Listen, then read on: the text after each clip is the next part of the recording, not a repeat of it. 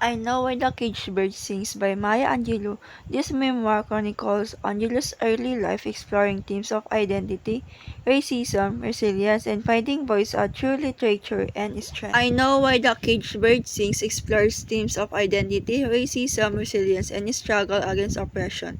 She uses the metaphor of a caged bird to represent feeling trapped and the yearning for freedom. She also highlights the importance of self-acceptance and empowerment, illustrating how love, community, and determination can help individuals overcome challenges. Maya Angelou's I Know Why the Caged Bird Sings is a powerful autobiography that examines themes of identity, racism, trauma, and resilience. It